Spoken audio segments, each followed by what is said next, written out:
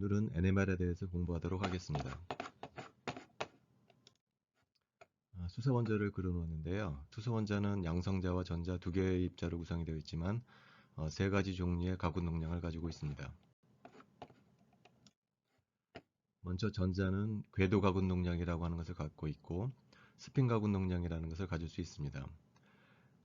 양지역학에 하면 각각의 가군 동량에 대해서 양자수를 지정할 수 있는데요. 오비탈 앵귤러 모멘텀의 양자수는 L이라고 부르고 0을 포함한 양의 정수 값을 가질 수 있습니다. 반면 스핀 가군 동량의 양자수는 S라고 부르고 2분의 1로 정해져 있습니다. 전자뿐만이 아니고 프로톤도 스핀 가군 동량을 갖고 있는데요. 핵의 가군 동량 양자수는 보통 I로 표기하고 프로톤도 전자와 같이 가군 동량, 스핀 가군 동량 양자수가 2분의 1입니다. 따라서 프로톤도 전자와 마찬가지로 업스핀과 다운스핀 두 가지 상태를 가질 수 있습니다. 전하를 띤 입자가 가군 동량을 갖게 되면은 자기 모멘트를 가지고 있을 수 있습니다. 업스핀, 다운스핀 두 가지 종류의 스핀 가군 동량을 갖고 있기 때문에 마그네틱 모멘트도 두 가지 방향을 취할 수 있습니다. 자기 모멘트를 갖고 있는 스핀에 외부에서 큰 자기장을 걸어주게 되면은 자기 모멘트의 방향에 따라서 에너지가 달라지게 됩니다. 그림에서 보이다시피 업스핀의 에너지는 낮아지고 다운스핀의 에너지는 높아지게 됩니다. 프로톤의 경우에 2.34 테슬라를 걸어주게 되면은 업스핀과 다운스핀 사이의 에너지 차가 100MHz에 이르는 것으로 알려져 있습니다. 그래서 자기장을 걸어줬을 때 에너지가 얼마나 빨리 변하는가를 나타내는 양을 우리가 마그네토 자이릭 레이쇼라고 부르고 마그네토 자이릭 레이쇼는 그림에서 직선의 기울기에 해당합니다. 그리고 핵종에 따라서 이 마그네토 자이릭 레이쇼는 다 다른 값을 갖게 됩니다. 다른 값을 갖게 되기 때문에 각 핵종에 따라서 트랜지션 프리퀀시는 다른 값을 가질 수 있습니다. 여러 가지 핵종들의 트랜지션 프리퀀시를 나타내고 있는데요. 2.34 테슬라를 걸어줬을 때 수소 원자 핵은 100MHz에서 전위를 보이고 카본 13 같은 경우에는 25.2MHz에서 트랜지션 프리퀀시를 보입니다. 그러니까 마그네토 자이릭 레이쇼가 수소에 비해서 대략 4분의 1에 해당한다는 것을 알 수 있습니다. 방금 프로톤만 원자 핵만 있을 때 바깥에서 2.34 테슬라를 걸어주면 100메가에서 전위가 일어난다고 말을 했는데요. 사실 프로톤 주위에는 전자가 돌아다니고 있습니다. 이 전자가 모종의 역할을 하게 됩니다. 이 전자의 운동에 의해서 이 전자가 자체적으로 자기장을 만들어내게 됩니다.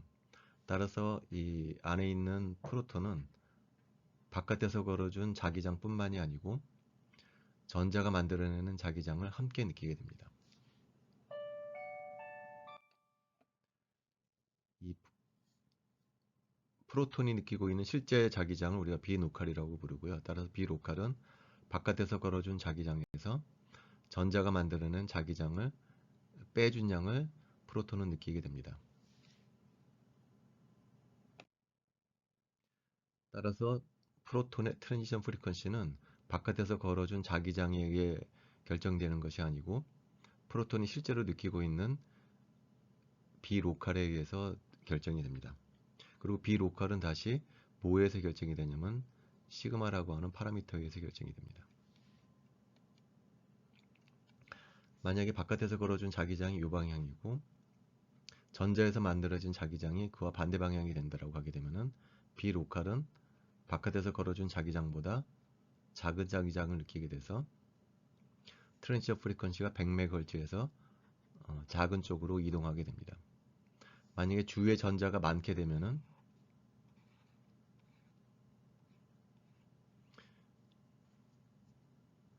전자가 만들어내는 자기장이 더 커지게 되고요. 따라서 비로컬은 작아지게 됩니다. 비로컬이 작아지게 되면 다시 트랜지션 프리퀀시는 더 작은 쪽에서 픽을 보일 수가 있습니다. 따라서 이 프로톤 주위에 돌아다니고 있는 전자의 상태에 따라서 픽이 어느 위치에서 나타나는지가 결정이 되고 NMR은 바로 이 부분을 측정하게 됩니다.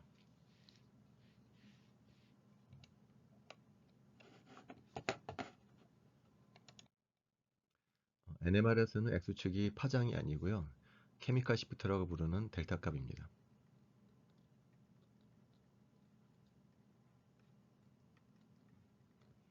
케미컬 시프트는 다음과 같이 정의되고, 그래서 뉴 제로는 레퍼런스 물질인데, 보통 레퍼런스 물질로 사용되는 것은 이제 테트라메틸실렌이라고 부르는 분자입니다. 결과적으로 TMS는 일정한 값을 가지고 있기 때문에 케미컬 시프트는 결과적으로 뭐랑 상관이 있냐면은 샘플의 트랜지션 프리퀀시랑 상관이 있게 됩니다. 트랜지션 프리퀀시가 커지게 되면은 델타 값도 커지게 되겠죠. 근데 언제 트랜지션 프리퀀시가 커지게 되냐면은 주위에 프로톤이 없게 주위에 돌아다니는 전자가 없어지게 되면은 비로컬이 작아지고요. 비로컬이 작아지게 되면은 트랜지션 프리퀀시가 커지게 됩니다. 반면에 프로톤 주위에 할로겐 같은 원소들이 존재하게 되면은 이 할로겐 원소가 프로톤 주위의 전자를 많이 뺏어가게 됩니다. 따라서 그런 경우에는 트랜지션 프리퀀시가 높아지게 되고 델타 값이 커지는 현상을 보이게 됩니다. 여러 가지 분자들에 존재하는 프로톤의 케미컬 시프트 값을 나타내 주는 것입니다. 두 번째 테이블을 보면은요, 그냥 순수한 메탄만 있을 때 이 프로톤에서 나오는 시그널의 케미컬 시프트 값은 0.23인데 거기에 옆에다가 할로겐 원소를 하나, 둘, 셋 추가하게 되면은 이 할로겐 원소들이 프로톤 주의 전자를 많이 뺏어감으로써 트랜지션 프리퀀시가 커지게 됩니다. 트랜지션 프리퀀시가 커지게 되면서 델타 값이 증가하는 모습을 보이게 됩니다. 이 테이블에서는 각각 다른 할로겐 원소들을 집어넣었을 때 케미컬 시프트 값의 변화를 보여주게 됩니다. 아이오딘하고 플로린을 비교해 보면은 아이오딘보다는 플로린이 더 일렉트로 네가티브한 원소이기 때문에 플로린인 경우에 더 많은 전자를 뺏어와서 프로톤 주위에 전자가 없어지게 됩니다. 그래서 트랜지션 프리퀀시가 커지면서 델타 값도 커지는 모습을 보이게 됩니다. 네 번째 테이블에서는요, 이 분자 같은 경우에는 CL이 붙어 있는데요. 프로톤 시그널은 여기에서 나타나는 것을 보입니다. 맨 오른쪽에 있는 경우에는 바로 옆에서 클로린이 전자를 뺏어가기 때문에 높은 케미컬 시프트 값을 보이는 반면에 CL로부터 멀리 떨어져 있는 프로톤에서 나오는 시그널은 케미컬 시프트 값이 작은 것을 알 수가 있습니다. 따라서 다음과 같은 분자에서는 세 가지 다른 종류의 프로톤이 존재하고 각각 다른 케미컬 시프트 값을 보이게 됩니다. 그래서 픽이 세 개를 볼 수가 있죠. 그래서 결과적으로 NMR 스펙트럼이라고 하는 것은 분자 내에 다른 종류의 프로톤이 몇 개가 있는지를 보여줄 수 있는 분광법이라고 할 수가 있겠습니다. NMR이 기존 분광학과에서 어떤 대역에 해당하는지를 보여주는 그림인데요. 예를 들어서 바이브레이션 스펙트로스코피라고 부르는 IR 대역이고, 로테이셔널 스펙트로스코피는 마이크로웨이브 대역이고요. NMR의 트랜지션 프리퀀시는 걸어준 자기장의 세기에 따라 다른데요. 대략 라디오 프리퀀시 대역에 해당합니다. 예를 들어서 2.34 테슬라를 걸어주게 되면 100MHz에서 트랜지션 프리퀀시가 보이고요. 9.34 테슬라에서 걸어주게 되면 대략이 아니라 정확히 400MHz에서 트랜지션 프리퀀시가 나타나게 됩니다. 이 400MHz라고 하는 것은 프로톤만 있을 때 트랜지션 프리퀀시이고요. 그 프로톤 주위에 전자가 어떤 상태에 있는지에 따라서 트랜지션 프리퀀시는 이제 변화하게 되는데, 이 변화 대역이 대충 어느 대역에 다 들어오게 되냐면 대부분 4kHz 대역에 다 들어가게 됩니다. 어떤 유기 분자든 대략 이 4kHz 범위 내 모든 분자들의 스펙트럼이 이제 포집하게 됩니다.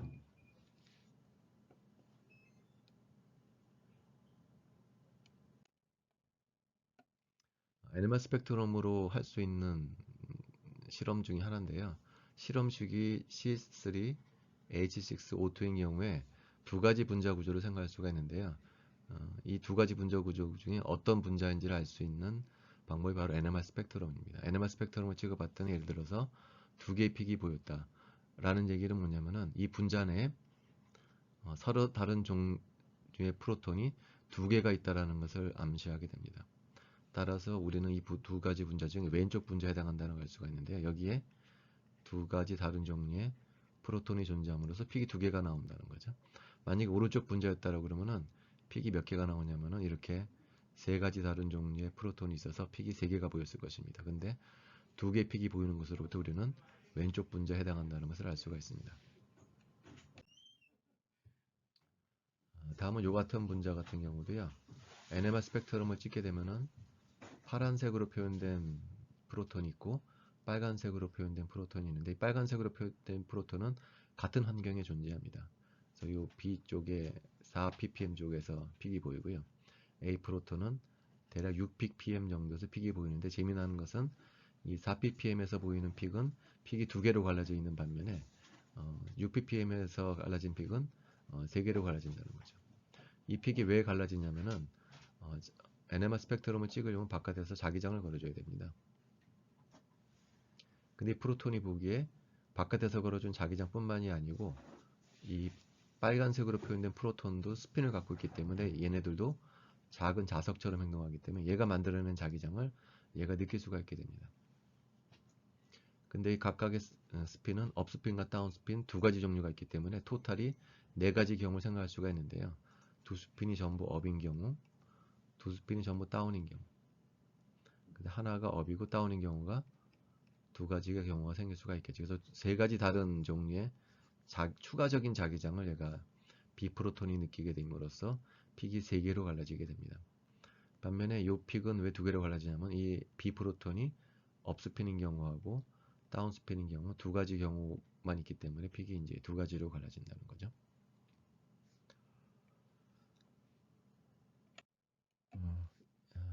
이거는 이제 무슨 얘기냐면은 어떤 분자가 있습니다. 이 분자가 있는데 이거는 두 가지 다른 종류의 프로톤이 존재합니다. 빨간색으로 표현된 A 프로톤하고 파란색으로 표현된 B 프로톤이 있는데요. A 프로톤은 이 두 개의 프로톤은 동등한 프로톤이고요. 파란색으로 표현된 B 프로톤도 네 개가 동등한 프로톤입니다. 그래서 두 군데서 픽이 나옵니다. 파란색 프로톤의 케미컬 시프트 값이 빨간색 프로톤의 케미컬 시프트보다 큰 이유는 뭐냐면은 바로 옆에 할로겐 원소가 전자를 뺏어가기 때문에 파란색 프로톤의 케미컬 시프트 값이 빨간색 프로톤의 케미컬 시프트 값보다 이제 큰 것을 알 수가 있습니다.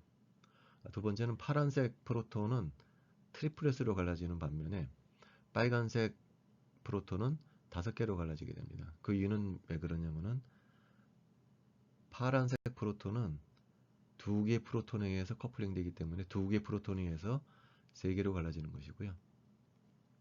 그 다음에 빨간색 프로톤은 네 개의 프로톤에 의해서 이제 5개로 갈라지는 거죠. 그리고 이 픽과 픽 사이의 간격은 6.2Hz로 알려져 있는데 요 값이랑 요 값은 이제 같은 값을 가져야 되죠. 왜 그러냐면은 요 값이라고 하는 것은 무엇을 의미하냐면은 파란색 프로톤이 빨간색 프로톤 혹은 빨간색 프로톤이 파란색 프로톤에 얼마나 큰 영향을 주고 있는가를 나타내는 척도이기 때문에 이 두 값은 이제 같은 값을 가져야 합니다. 근데 이 스펙트럼을 자기장을 대략 2배 정도 증가시키게 되면은 나타나는 스펙트럼입니다. 정확히 2배는 아니겠죠. 왜 그러냐면 TMS가 170MHz에서 나오는데 300MHz가 되니까요. 정확히 2배는 안 되고 한 2배보다 약간 작은 큰 자기장을 썼을 때 나타나는 스펙트럼입니다. 그래서 X축은 케미컬 시프트 값이 아니고 트랜지션 프리퀀시입니다. 보면은 두 가지 점을 기억을 해줘야 되는데요. 요 간격이 벌어졌다는 거죠.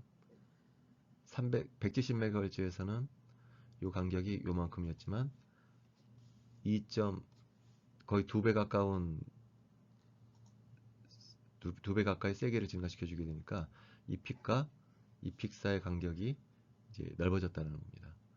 첫 번째 기억을 해줘야 될 것이고, 두 번째 기억해 줄 것은 그럼에도 불구하고 이 멀티플렛을 구성하는 픽과 픽 사이의 간격은 일정하게 유지가 된다는 거죠. 이 두 개 픽 사이의 간격은 벌어졌지만 멀티플렛을 구성하는 픽과 픽 사이의 간격은 변하지 않았다는 거예요. 픽과 픽 사이의 간격이 변하지 않은 이유는 뭐냐면은 이 6.2Hz라고 하는 것은 뭐냐면은 이 A 프로톤과 B 프로톤 사이의 상호작용을 나타내주는 값이기 때문에 이것은 외부에서 걸어준 자기장하고는 아무런 상관이 없습니다. 그래서 이 간격은 멀티플렛을 구성하는 픽과 픽 사이의 간격은 일정하게 유지가 된다는 거죠. 반면에 외부 자기장을 큰 걸 쓰게 되면은 서로 다른 프로톤 사이의 간격을 넓혀주는 역할을 하게 됩니다.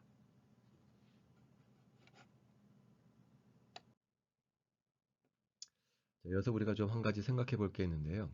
무슨 얘기냐면 예를 들어서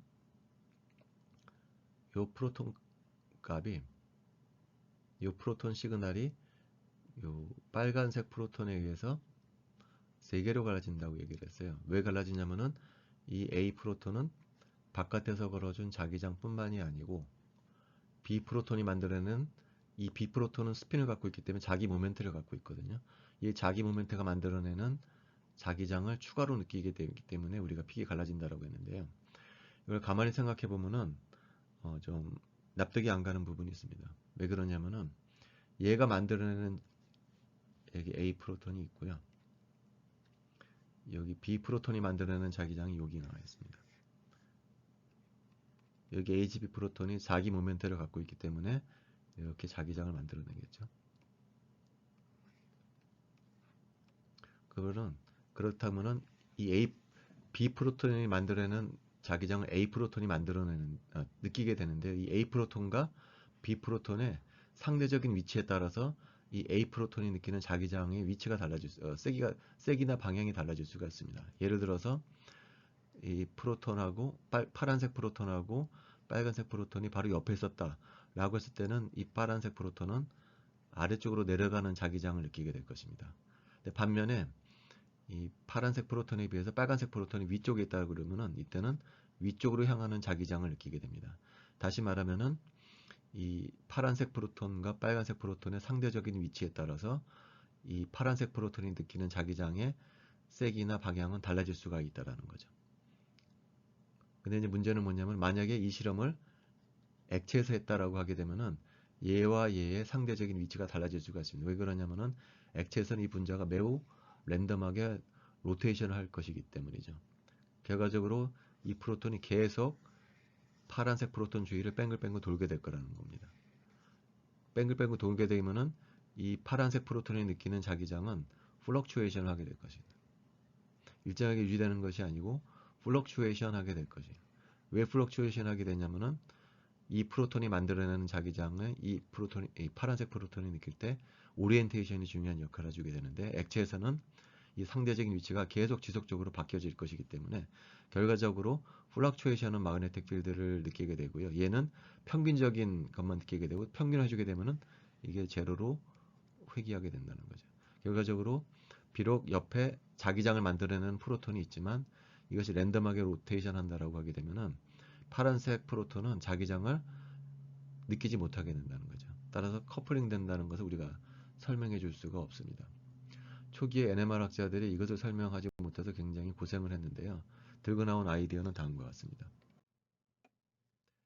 이 프로톤이 만들어내는 자기장 혹은 자기 모멘트를 공간을 통해서 전파해 나가는 것이 아니고 이 두 프로톤을 연결하는 결합이 있을 텐데요. 이 결합에는 쌍을 이루는 전자가 있는데 그 전자를 통해서 이 프로톤의 자기 모멘트의 정보가 전달된다는 겁니다. 예를 들어서 여기 빨간색 화살표가 각각의 두 개의 프로톤의 스핀 상태를 나타내 줍니다. 그래서 왼쪽 프로톤이 업스핀이었다라고 했을 때 이 업스핀 주위를 돌아다니는 전자가 있을 겁니다. 그 전자는 다운스핀이 돼야 되죠. 왜 그러냐면 얘가 업스핀이면은 에너지가 안정하게 되기 위해서는 그 옆에 돌아다니는 전자 스핀은 다운스핀이 돼야 되고요. 이 다운스핀은 두 개의 전자가 쌍을 이루기 때문에 파울리 베타 원리에서 한쪽 전자가 다운스핀이면 나머지 전자는 업스핀이 돼야 됩니다. 그리고 여기 업스핀이면 그 주위에 있는 맨 오른쪽에 있는 프로톤의 스핀은 다운스핀이 될 때 안정된 구조를 이룬다는 겁니다. 결과적으로 이 왼쪽에 있는 프로톤의 스핀 상태가 가운데 있는 결합을 이루고 있는 두 개의 전자의 전달이 돼서 최종적으로는 맨 오른쪽에 있는 프로톤의 스핀 상태를 결정하게 된다는 거죠. 이 경우에는 왼쪽 스핀이 업일 때, 왼쪽 프로톤 스핀이 업일 때, 오른쪽 프로톤 스핀이 다운일 때 안정된 구조를 이루는 것을 알 수가 있습니다.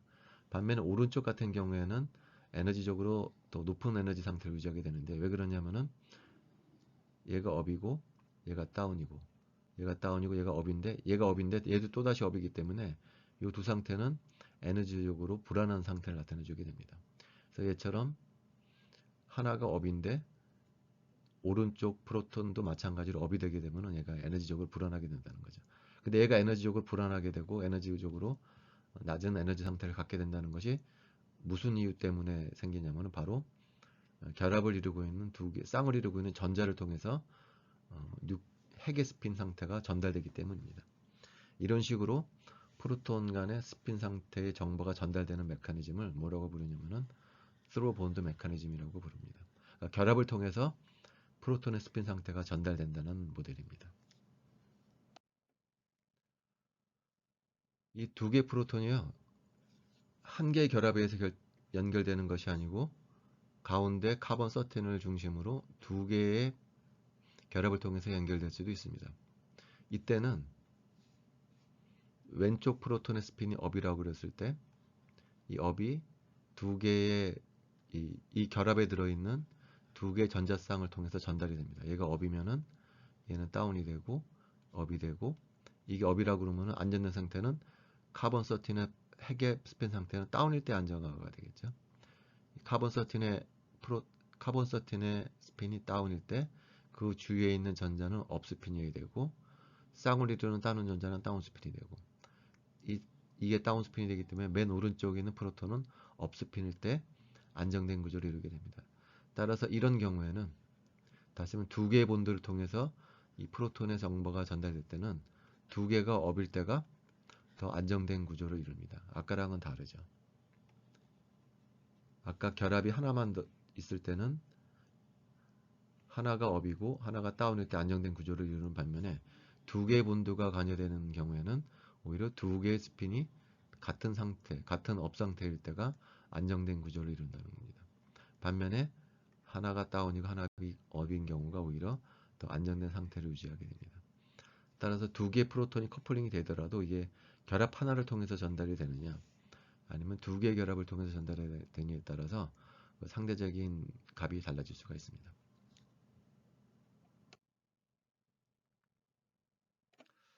두 번째 생각해 볼 것은 이겁니다. 이 A 프로톤이 픽이 3개로 갈라지는 이유는 뭐냐면은 이 두 개 프로톤에 의해서 커플링이 돼서 3개로 갈라진다는 거였습니다. 반면에 B 프로톤이 2개로 갈라지는 이유는 요 B 프로톤은 파란색 A 프로톤이 업스핀 상태와 다운스핀 상태 두 가지가 있기 때문에 두 가지로 갈라진다라고 얘기를 했는데요. 가만히 생각을 해보면은 그러면 요 위쪽에 있는 B 프로톤은 아래쪽에 있는 B 프로톤에 커플링을 하지 않냐, 그런 질문을 해볼 수가 있습니다. 근데 결론은 이 위쪽에 있는 프로톤은 아래쪽에 있는 프로톤과 커플링을 하지 않습니다. 왜 그러냐면 이 두 개 프로톤은 서로 동등하기 때문에요. 동등한 프로톤끼리는 서로 이제 커플링을 하지 않는 것으로 알려져 있는데요. 이 부분은 지금 당장 쉽게 설명해 줄 수가 없습니다. 이거는 나중에 양자역학을 조금 더 배운 다음에 왜 똑같은 이퀴바런트한 프로톤이라고 부르거든요. 이 두 개 프로톤은 서로 구분할 수 없는 프로톤인데요.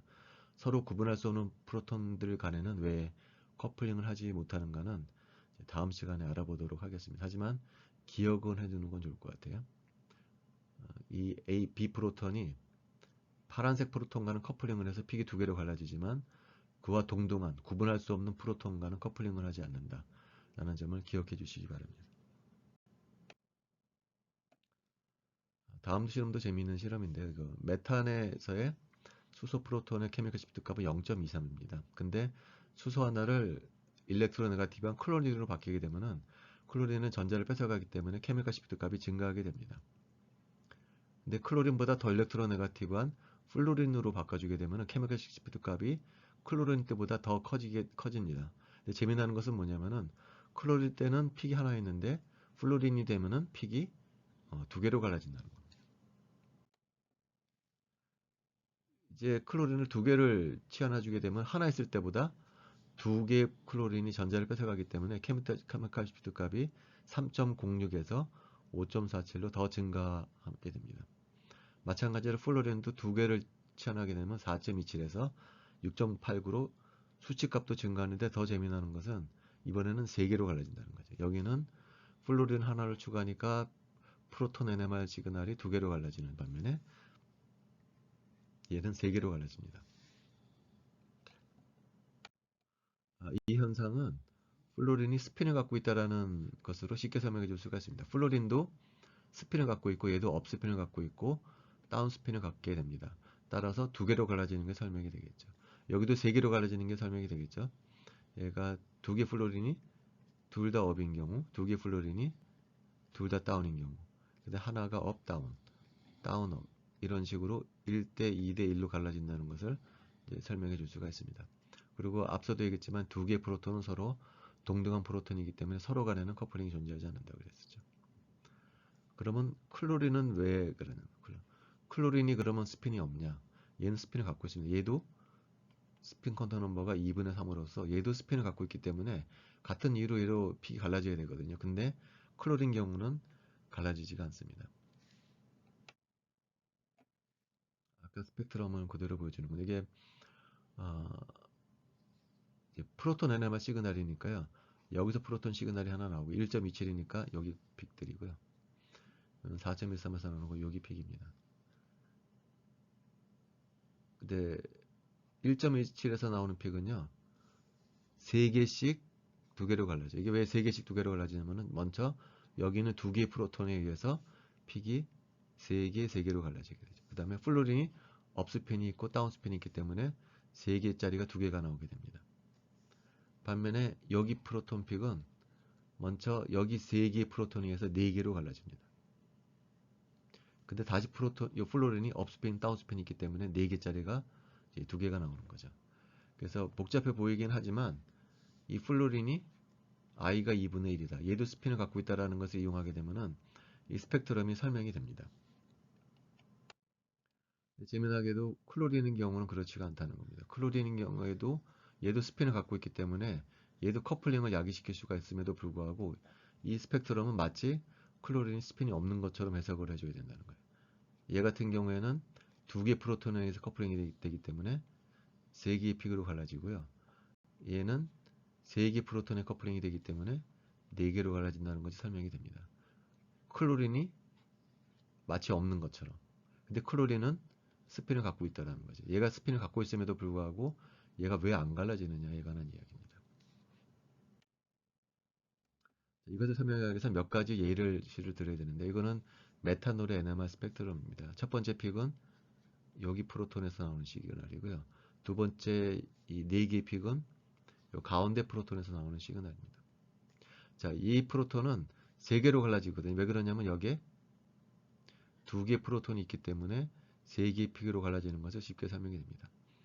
자, 그 다음에 여기 있는 프로톤 시그널은 옆에 3개 프로톤이 있거든요. 그래서 4개로 갈라지는 것으로 해석이 되는데 여기서 질문이 하나가 있는 거예요. 왜 질문이냐면 여기에도 프로톤이 존재함에도 불구하고 이 프로톤에 의해서는 갈라지지 않는다는 거죠. 아까 클로린이랑 비슷한 얘기입니다. 이 프로톤이 왼쪽에 있는 2개 프로톤에 의해서만 3개 프로톤에 의해서만 4개로 갈라지고 오른쪽에 산소에 붙어 있는 하이드로전에 의해서는 갈라지지가 않는다라는 겁니다. 자, 이거는 어떻게 설명하냐면은 OH 결합의 특수성 때문에 나타난 현상입니다. 이 OH 결합에서 H가 쉽게 결합이 끊어집니다. 그리고 물속에서 실험을 한다 그러면 여기에 물 분자가 있겠죠. 그래서 처음에 붙어있던 H가 떨어지게 됩니다. 그 다음에 여기는 H가 다시 달라붙게 됩니다. 근데 들어갔을 때 프로톤하고 붙을 때 프로톤이 다른 스핀 상태에 있다는 겁니다. 얘가 예를 들어서 업스핀이었는데 떨어지고 나서 들어오는 놈은 다운스핀이 될 수가 있습니다. 들어온 놈이 다시 또 잘라지고 다른 놈에 또 들어올 수가 있거든요. 다른 프로톤이 또 들어오게 되니까 여기 프로톤의 스핀 상태는 떨어지고 다른 놈이 붙고 떨어지고 다른 놈이 붙고 이제 계속 빠른 속도로 프로톤이 교환이 됩니다. 이 스핀 상태는 업스핀과 다운스핀은 랜덤하게 플럭추에이션 하게 됩니다. 그럼 아까랑 마찬가지로 이 프로톤이 여기 5에 붙어 있는 프로톤을 볼 때 이 프로톤이 업스핀 다운스핀을 굉장히 빠른 속도로 플럭추에이션 하기 때문에 이 프로톤은 얘의 평균적인 모습만 보게 됩니다. 평균적인 모습은 없는 거나 마찬가지예요. 업스핀과 다운스핀을 랜덤하게 왔다 갔다 하게 되니까 평균적으로는 안 붙어 있는 것처럼 보이게 된다는 거죠. 그래서 얘는 픽이 갈라지지 않고 왼쪽 프로톤에 의해서만 픽이 4개로 갈라진다라고 설명을 합니다. 그 핵심은 뭐냐면은 이 프로톤과 커플링된 요 H가 업스핀과 다운스핀을 매우 빠른 속도로 왔다 갔다 할 때는 마치 커플링이 안 된 것처럼 느끼게 된다는 거예요. 그래서 이 시럽은 어, 낮은 온도에서 그 다음에 물이 없는 무수 환경에서 실험한 것입니다. 보면은 이 픽이 굉장히 4개가 아니죠. 상당히 복잡히 갈라지는 것을 볼 수가 있습니다. 얘를 못 떨어지게 하게 되니까 떨어지지 못하게 온도를 낮춰주고 물이 없는 환경에서 실험하게 되니까 우리가 예상했던 것처럼 요 놈에 의해서도 갈라지지만 요 놈에 의해서 갈라지는 것을 우리가 볼 수가 있습니다. 이 실험도 상당히 재밌는 실험인데 이거는 카본 13 NMR입니다. 여기 카본 있고 여기 카본 있고 여기 카본 있고 카본 있기 때문에 크게 네 군데서 픽이 나오는 걸 볼 수가 있는데 각각의 픽이 갈라져 있죠. 왜 그러냐면은 요 카본 같은 경우에 3개의 프로톤이 붙어있기 때문에 4개로 갈라지게 되겠죠. 여기 카본에는 1개 프로톤이 붙어있기 때문에 이 프로톤이 업스핀과 다운스핀이 있기 때문에 2개의 픽으로 갈라지게 됩니다. 여기는 2개 프로톤이 붙어있기 때문에 3개의 프로톤으로 갈라지게 됩니다. 여기는 3개 프로톤이 붙어있기 때문에 4개로 갈라지게 되겠죠. 그래서 이게 일반적인 카본 13 NMR 스펙트럼이고 크게 4군데서 픽이 나오고 각각의 픽들이 여러 개의 멀티플랫으로 갈라지는 걸 볼 수가 있습니다. 이때 재미난 실험을 할 수가 있는데요. 여기 H에다가 RF 펄스를 쏴주게 됩니다. 요 H의 레조넌스 프리퀀시에 맞는 RF 펄스를 쏴주게 되면은 요 스펙트럼이 오른쪽처럼 변하게 됩니다. 오른쪽처럼 변한다는 건 뭐냐면 요 픽이 하나로 보입니다. 멀티플랫으로 보이는 것이 아니라 그냥 합쳐지는 거죠. 얘도 하나로 보여. 갈라지지가 않는다는 거예요. 얘도 하나로 보이고 얘도 4개 픽이 합쳐져서 하나로 보인다는 거죠. 커플링이 없어졌다는 거예요. 자, 이걸 어떻게 설명하냐면은 이것이 프로톤의 에너지 준입니다. 이게 업스핀이고 이게 다운스핀이에요. 일단 이제 바깥에서 RF 펄스를 쏴주게 되면은 업스핀이었던 놈이 일부가 업스핀 다운스핀으로 올라가게 되죠. 그 올라가는 비율이 이렇게 올라간다는 거예요. 처음에는 다운스핀 하나도 없다가 빛을 계속 쏴주게 되면은 업스핀에서 다운스핀으로 전이가 되면서 확률이 이제 높아지게 되는 거죠. 그래서 어느 순간에 되면 1까지 갑니다. 다시 말하면 모든 업스핀이 전부 다운스핀으로 올라간다는 거죠. 그럼에도 불구하고 계속 빛을 쏴주게 되면 이제는 그 확률이 떨어지게 됩니다. 그 말은 다운스핀이었던 놈이 다시 업스핀으로 내려가게 되는 거죠.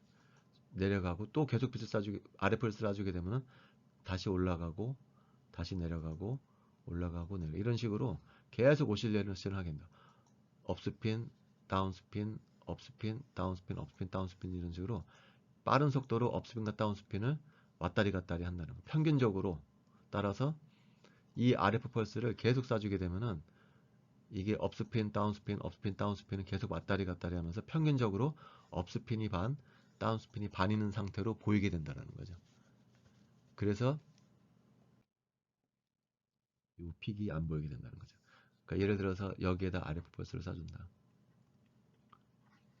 여기 수소에 맞춰가지고서 그러면 요 카본은 요 H의 평균적인 모습만 보게 되는데 요 H의 평균적인 모습이 업스핀과 다운스핀이 평균적으로 반반 있는 상태로 보이게 되기 때문에요. 요 카본은 마치 옆에 수소가 없는 것처럼 보이게 돼서 픽이 하나로만 보인다는 거죠. 그러니까 아까 수소랑 알코올이랑 똑같은 거죠, 사실은.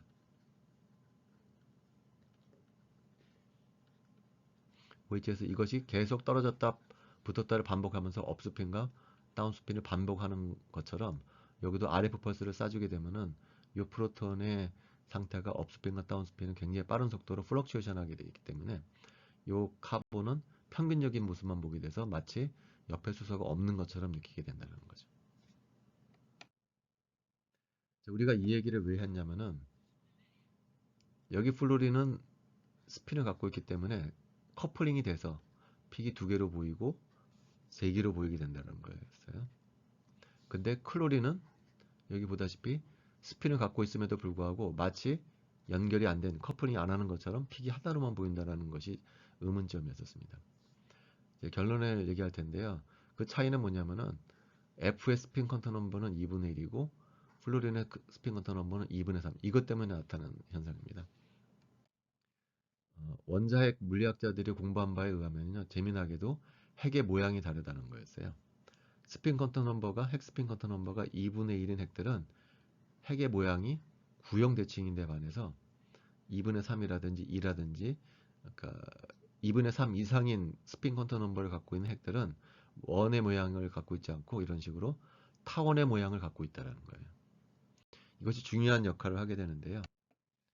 예를 들어서 어떤 핵이 있고 타원 모양의 핵이 있고요.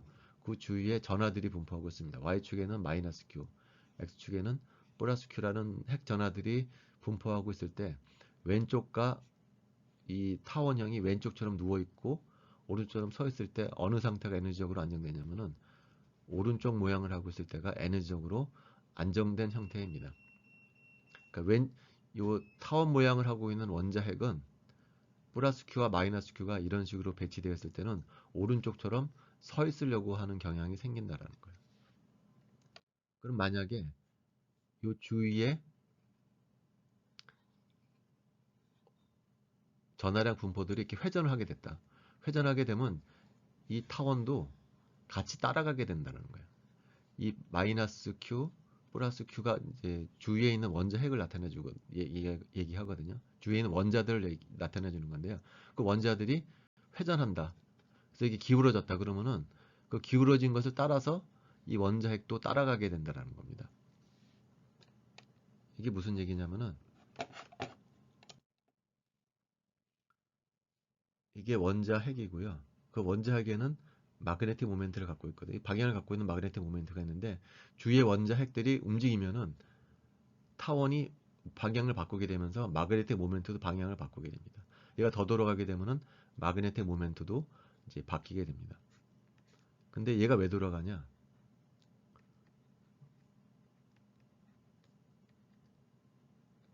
이것들이 원자의 전하 상태를 나타내 주는 거거든요. 이것이 액체에서 실험을 하게 되면은 액체에서는 분자가 고정되어 있는 것이 아니고 랜덤하게 로테이션하고 로테이션을 플럭추에이션 하게 되죠. 이것들이 마구 빠른 속도로 회전하게 될 것이라는 거죠. 그러면 여기 회전하게 되면 그 안에 들어있는 타원형 형태의 원자핵도 같이 돌아가게 된다는 겁니다. 원자핵이 돌아다니게 되면은 그 원자핵이 나타내는 마그네틱 모멘트도 같이 돌아다니게 된다는 거죠. 다시 말하면 원래 이 방향이었던 마그네틱 모멘트가 원자핵이 돌아가면서 다른 방향으로 다운스핀 방향으로 바뀌게 된다는 거죠. 근데 이 회전이 굉장히 빠른 속도로 왔다 갔다 하기 때문에 마그네틱 모멘트도 이런 식으로 플럭추에이션 하게 됩니다. 그러면 그 옆에 붙어 있는 핵은 이 클로린 핵이 만들어내는 자기 모멘트를 플럭추에이션 하는 자기 모멘트의 평균적인 값들만 보게 되게 되죠. 그 마찬가지 아까와 비슷한 방법 이유로 결과적으로 평균하면 제로가 되는 마그네틱 모멘트를 느끼게 된다는 거죠. 그래서 CL을 붙였을 때도 커플링을 안 하는 것처럼 보인다.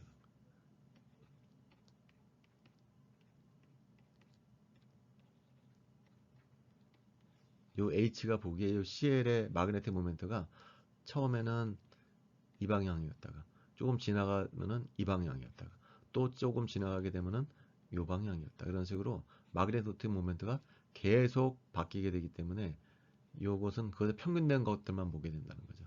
그래서 마치 없는 것처럼 보게 돼요. 얘가 마그네틱 모멘트가 있음에도 불구하고 얘는 그것의 평균적인 모습만 보게 되기 때문에 마그네틱 모멘트를 느끼지를 못하게 됩니다. 그래서 커플링 되지 않은 것처럼 보여서 픽이 하나로만 보인다는 겁니다. 예, 오늘은 여기까지 수업을 하도록 하겠습니다.